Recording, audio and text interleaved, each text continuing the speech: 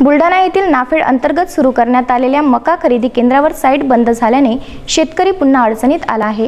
Online site बंद पडल्याने स्वाभिमानी शेतकरी संघटनेने ठिय्या आंदोलन करीत मका जिल्हाधिकारी यांच्या आवारात नेऊन टाकण्याचा इशारा यावेळी देण्यात आला।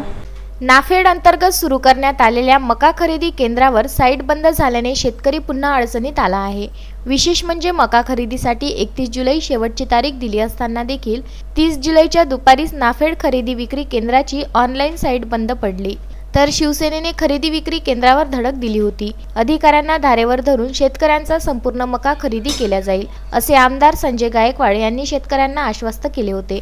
मात्र दुपारी ऑनलाईन साईटच बंद पडल्याने स्वाभिमानी शेतकरी संघटनेने ठिय्या आंदोलन करीत मका जिल्हाधिकारी यांच्या आवारात नेऊन टाकण्याचा यावेळी इशारा दिला आहे।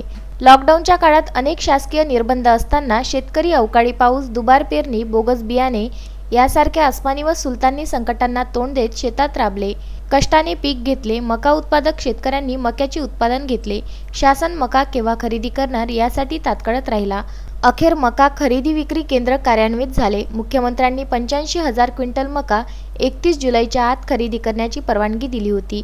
तर जिल्हा प्रशासनाने दररोज 300 शेतकऱ्यांचा माल खरेदी करण्याचे निर्देश दिले।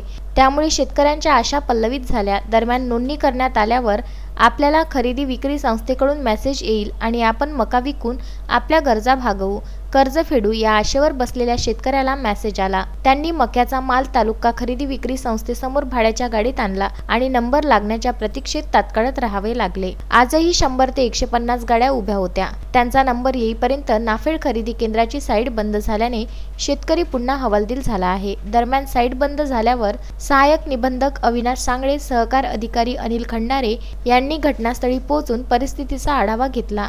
त्यानंतर जिल्हाधिकारी यांनी याबाबत बैठक घेतल्याचे समजते। प्रशांत खंडारे, विदर्भ न्यूज, बुलढाणा।